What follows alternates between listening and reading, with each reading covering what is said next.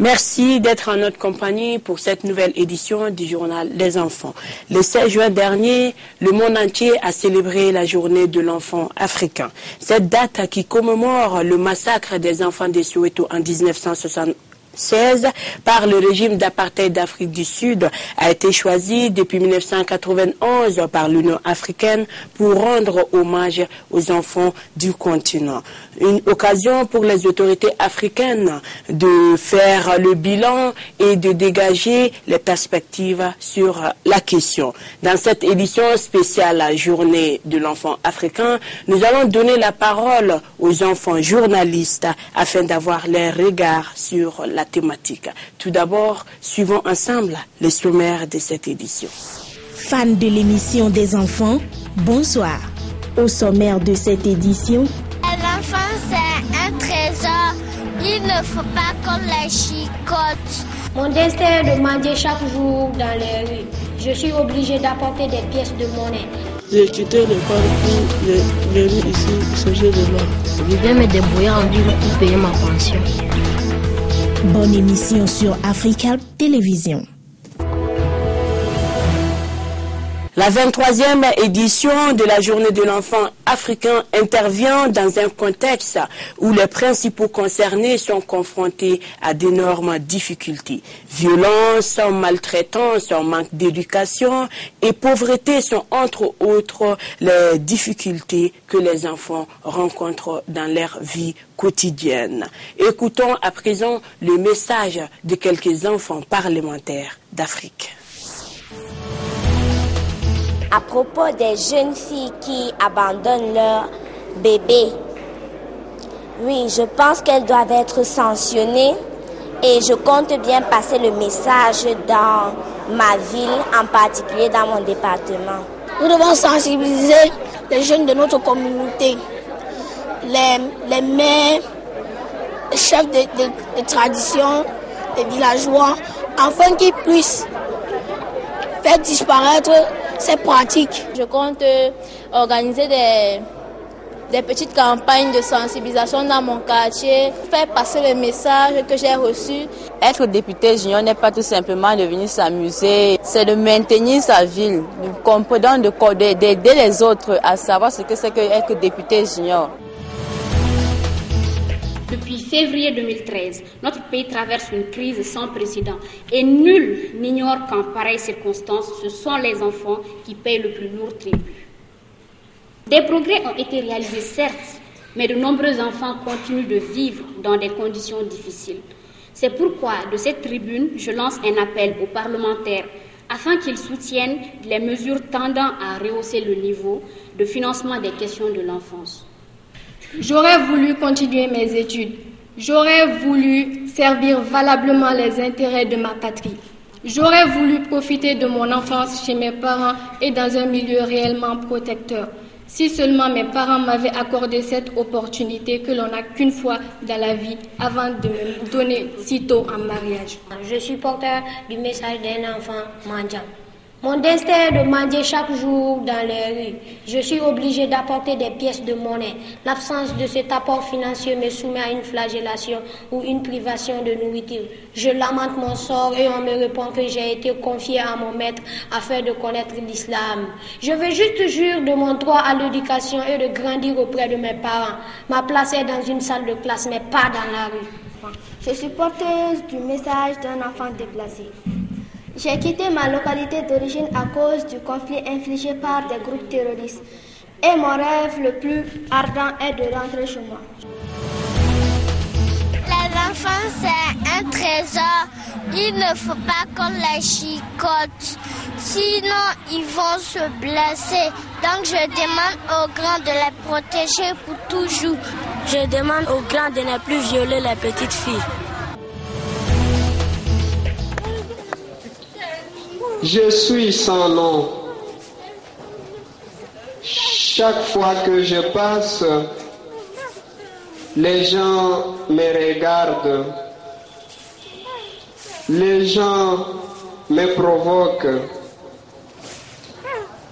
Les gens m'appellent Weboubou. Et pourtant, je m'appelle Kubota. Oh monde, monde,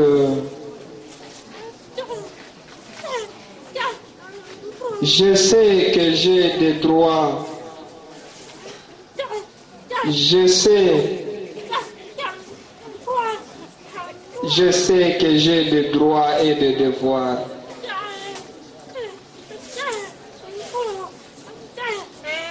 Je sais que j'ai le droit d'être aimé et d'aimer. Alors je souhaite qu'on mette des interprètes dans les collèges pour nous, afin qu'on puisse comprendre en même temps que nos amis valides. Au collège, je suis dans une classe avec des personnes valides, des personnes qui entendent. Et le professeur enseigne en parlant. Là-bas, il n'y a pas de signe. Et tout ce qu'il dit, je ne comprends rien. Je suis obligé de copier sur mon voisin. Souvent, quand on demande au voisin qui est là, on pense qu'on est en train de tricher. Et ça nous pose préjudice. Je vous le disais, pour en parler, nous allons recevoir sur ce plateau quelques enfants journalistes maliens. Comme premier invité, nous sommes avec mademoiselle Lala Ouangara. Et mademoiselle Ouangara, bonjour. Oui, bonjour. Et merci d'avoir accepté notre invitation. Tout d'abord, avant d'entrer dans le vif du sujet, mademoiselle, parlez-nous un peu de votre parcours. Ok, je m'appelle Lala Ouangara. Je suis membre du réseau des jeunes et enfants journalistes du Mali. Je suis aussi enfant parlementaire. Mon parcours a débuté à l'Institut du Sacré-Cœur où, en classe de 16e année, j'étais membre du comité des enfants journalistes de l'école. En 8e année, mon école m'a envoyé à la 7e édition de Oxygène et c'est là-bas que j'ai été émerveillée par l'Action pour la promotion des jeunes et enfants communicateurs, APEJEC, et le Parlement des enfants. Ainsi, j'ai commencé à mon retour à Bamako à participer aux activités de ces deux structures-là en 2011. Et jusqu'à aujourd'hui, je suis officiellement dans ces deux structures-là. Excellent parcours. Alors, mademoiselle, qui représente cette journée qui a été célébrée le 16 juin pour vous? Cette journée est très déplorable pour nous les enfants du Mali et de l'Afrique en général, parce qu'il faut le dire, c'est en 1976 que de milliers d'enfants sont tombés à Soweto sous le régime de l'apartheid. Et dès 1991, l'Afrique et le monde entier célèbrent cette déplorable journée-là. Et ça ne peut que nous émouvoir cette journée-là. Quel avenir pour les enfants africains? Une question vraiment ambiguë. Quel avenir pour les enfants africains? Je pense que tout commence par l'éducation. C'est une condition déterminante de l'avenir des enfants de l'Afrique en général pour prendre la relève et diriger notre continent. Et aussi, il faut une implication des enfants aux prises de décision, bien sûr les concernant d'abord, pour montrer à ces enfants, cette couche infantile, qu'elle compte vraiment. Et c'est là qu'un progrès vraiment peut se faire, parce qu'il ne faudrait pas seulement que les enfants soient des figurants, qu'ils soient seulement là lors des conférences et prennent la parole au nom des enfants, mais qu'ils soient vraiment impliqués dans les processus décisionnels. Vous êtes journaliste, c'est ça, enfant journaliste? Oui, effectivement. Quel est votre rôle pour un changement de mentalité? Je pense que notre seule arme, c'est la presse. Nous ne pouvons que vulgariser les droits de l'enfant et les devoirs, n'oublions pas. Et au Mali, le principal problème, c'est qu'il y a plus de ruraux. Et pour faire changer cette mentalité-là, on a beaucoup à faire. Et dire que quand ces personnes âgées voient des enfants prendre la parole et essayer de leur donner des conseils, c'est vraiment audacieux pour eux de notre part. Mais quand même, c'est un combat de tous les jours et on essaie de faire de notre mieux pour faire comprendre à ces personnes que les enfants du Mali sont l'avenir de demain et qu'il faut prendre soin de cette couche infantile et lutter contre beaucoup de fléaux qui sont là dans notre société. Et enfin, quel est votre message? Je tiens juste à lancer un appel vis-à-vis des autorités de ce pays-là et ainsi que les parents pour donner cette opportunité aux enfants-là de montrer vraiment de quoi ils sont capables. Nous sommes certes là juste pour aller à l'école en tant qu'enfant. Qu'est-ce qu'on peut chercher de mieux qu'aller à l'école? Mais en dehors de l'école, parallèlement à ça, pendant les vacances et le petit temps libre qu'on a, nous pouvons servir à quelque chose dans ce pays-là, apporter notre pierre. Et il ne faudrait pas qu'on oublie ça, que les enfants du Mali sont l'avenir de demain et il faut prendre soin de nous. Inch'Allah. Il faut prendre soin des enfants. Nous allons nous rendre au Cameroun pour faire la connaissance de ces enfants qui ont des droits, mais pourtant ils sont des milliers dans la rue de Yaoundé pour chercher leur pain quotidien. Il n'a pas eu de voix pour plaider sa cause, mais la loi indique qu'il a lui aussi droit à la vie. Il n'a pas eu la chance de ces écoliers du centre Calbril qui, formés et informés au sujet des droits de l'enfant, peuvent donner de la voix. Nous voulons la fin de l'exploitation, des mauvais traitements et de la violence. Nous voulons l'éradication du VIH-Sida. Nous voulons la fin des guerres. Nous voulons la participation active de l'enfant. On ne saurait tous les égrener. Pour ces êtres fragiles et précieux que sont les enfants, les droits sont nombreux. Pourtant, au quotidien, ils sont couverts d'injures dans la rue. Ils sont sujets à toutes sortes d'abus, exposés à tout genre de risques. Sur mon village, je viens me débrouiller en ville pour payer ma pension. Et moi, je veux contre des enfants avec du seul parce qu'ils ne sont pas encore adultes. Les enfants demandent plus que ces comptoirs légués en héritage par leurs parents. Ils veulent une famille, un nom, de l'affection. Les gens comme nous, comme ça, on n'a pas de père, on n'a pas de mère, on ne fréquente pas, nous sommes là. On veut la liberté de l'école et essayer un peu de prendre soin des orphelins. Dignité, éducation, sécurité ou logement, les enfants mieux encadrés font preuve de génie. Ils rêvent juste d'une vie en couleur, sans sévices corporels et sans souffrance. Retour sur ce plateau, mademoiselle Wangara, merci d'avoir accepté notre invitation et vous allez laisser la place à monsieur Abdoul Ag Mohamed. Merci.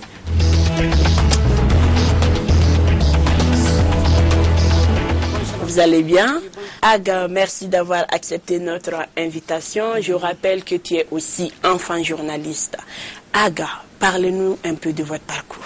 J'ai 15 ans et j'ai fait la 11e science au lycée Soundiata Keita à Bakou du Koraniasé. Moi, mon parcours il est simple, en ce sens que j'ai été vice-président du gouvernement des enfants de mon établissement. Et de là, mon école m'a envoyé à une activité.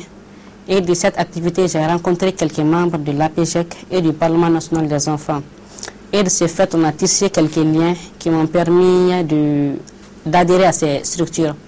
Bon, l'IREJ, le réseau d'enfants et jeunes journalistes, est sous la tutelle de l'APGEC, Action pour la promotion des jeunes et enfants communicateurs, qui est une ONG à but non lucratif et humanitaire, qui intervient dans toutes les régions du Mali et dans les districts de Bamako, dans le cadre de la promotion des droits et devoirs des enfants. Monsieur Ag, la journée de l'enfant africain a été célébrée le 16 juin dernier. Quelle signification vous donnez à cette journée? Cette journée signifie tout pour nous les enfants, en ce sens que c'est une journée qui nous a marqué et qui a marqué tout le monde, en ce sens qu'il y a eu un massacre à Soweto, des centaines d'enfants ont été massacrés en réclamant leurs droits. Et cette journée, à chaque fois qu'on l'a faite, on se rappelle toujours de nos camarades qui se sont sacrifiés pour qu'aujourd'hui, nous, enfants, on puisse jouir de nos droits, tels que les droits à la survie, les droits au développement, les droits à l'éducation et à la participation. Je pense que cette journée est vraiment importante pour nous les enfants. D'accord, le reportage qu'on a vu tout à l'heure, on voit que ces enfants qui sont dans la rue souffrent beaucoup. Et en tant que porte-parole des enfants, quel est votre message? Bon, les messages que je porte aux parents d'enfants, en ce sens qu'ils doivent connaître les devoirs et les droits de leurs enfants, pour que les enfants jouissent de leurs droits, à savoir, comme je l'ai dit, les droits à la survie, au développement, à la participation et à l'éducation. Les parents doivent comprendre que leurs enfants, ils ont des droits. Ils ne sont pas des jouets qu'on utilise à des fins personnelles ou économiques. Ils doivent comprendre que les enfants, ce sont des êtres chers, donc on ne doit pas les utiliser comme on le veut. Il faut juste qu'ils apprennent l'éducation maternelle et paternelle pour que notre pays soit un bon pays, en ce sens que, comme l'on dit, on ne connaît pas l'avenir, mais on sait à qui il appartient. De ce fait, les enfants doivent être très bien éduqués par leurs parents pour un meilleur avenir pour notre pays. Quel avenir pour les enfants africains? Bon, c'est une question qui est très difficile, en ce sens que les dirigeants africains, ou bien nos papas et nos mamans, refusent de reconnaître les droits des enfants. Donc si nos parents arrivent à comprendre et à connaître les droits des enfants et leurs devoirs, je pense que l'enfant africain serait vraiment un enfant éducateur et père éducateur en même temps, en ce sens qu'un enfant qui connaît ses droits, qui connaît ses devoirs, il n'y a que le développement dans ces pays-là. Donc moi je pense que l'avenir pour l'enfant africain, c'est un très bon avenir si nos parents et nos dirigeants arrivent à impliquer les enfants dans la promotion de leurs droits et aussi les impliquer dans les travaux qui les concernent et aussi les faire connaître leurs devoirs et leurs droits. Avant de nous quitter, quel est votre cri de cœur? Moi, mon cri de cœur est que je veux que tous les parents et les décideurs impliquent les enfants dans la participation de leurs droits à travers les médias. Poursuivons cette édition à la découverte des enfants qui abandonnent les bancs de classe au profit des sites d'orpaillage au Burkina Faso, un phénomène devenu de plus en plus fréquent dans le pays.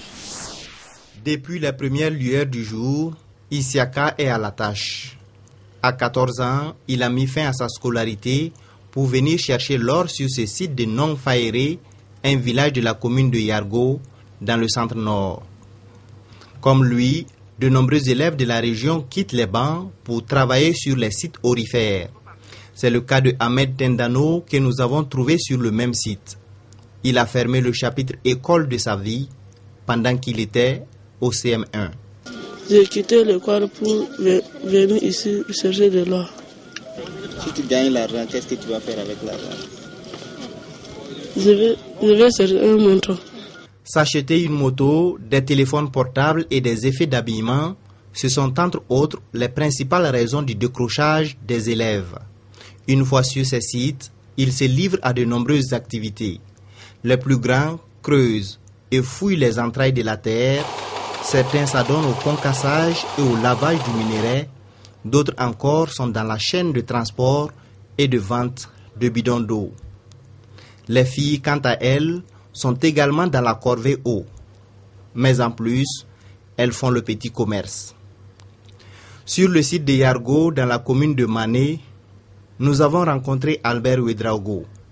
Il a déserté l'école après le CE2. Pas assez fort pour faire les travaux pénibles, alors il aide le boucher du coin.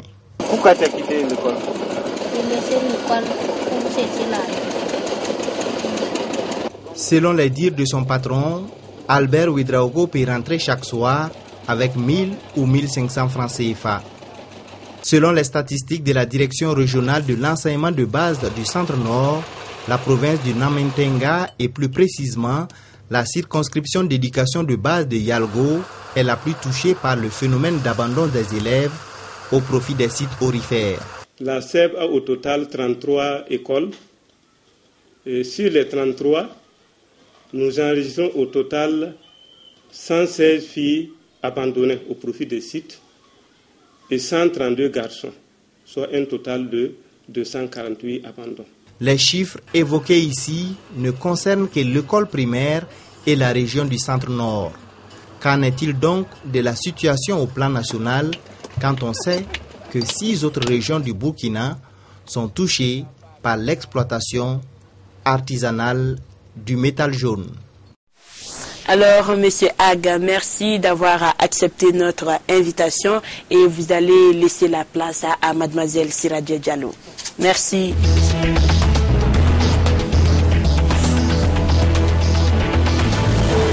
Mademoiselle Diallo, bonjour. Bonjour. Merci d'avoir accepté notre invitation. Merci. Alors, Mademoiselle Diallo, parlez-nous un peu de vous. Siradje Diallo est élève à l'école Sekotra à Magnambougou. Cette année, j'ai 15 ans tout d'abord. Cette année, j'ai fait le DEF et je dirais au public de prier vraiment pour moi, pour que j'ai des bons résultats. Inch'Allah, ça va aller. Siradje a connu le REJ ainsi que le PNE, Parlement national des enfants, à travers des activités à laquelle j'assistais. Voilà. D'accord. Alors, Mademoiselle Siradje, quel est votre avis par rapport à la journée internationale de l'enfant africain? Merci beaucoup, Kadiatou. Moi, Siradje, je pense que c'est une journée qui a vraiment marqué la vie des enfants africains en particulier en général les enfants du monde. Moi particulièrement, cette journée me touche vraiment parce que sachant bien que des milliers d'enfants ont été tués, massacrés vraiment en seulement réclamant leurs droits, c'est vraiment touchant. D'accord. Dans le reportage qu'on a vu tout à l'heure, ces massacres continuent avec les enfants présents dans les différents sites d'orpaillage. Ces enfants ne participent pas à cette journée? Je dirais que selon la CD, enfant, tout être humain âgé de 0 à 18 ans. Donc, ces enfants, étant vraiment dans leurs droits, doivent participer à cette journée. Ça nous concerne tous. Alors, quel message avez-vous à l'endroit des parents qui laissent leurs enfants aller dans des sites d'orpaillage? Je dirais à ces parents que vraiment, ils privent leurs enfants de l'un de leurs droits le plus important, c'est d'aller à l'école. Un enfant qui ne va pas à l'école a un avenir incertain. Alors, mademoiselle Diallo, avec vous, nous allons parler de la lecture. La lecture est-elle en voie de disparition? C'est ce que nous allons voir dans ce reportage réalisé en Côte d'Ivoire.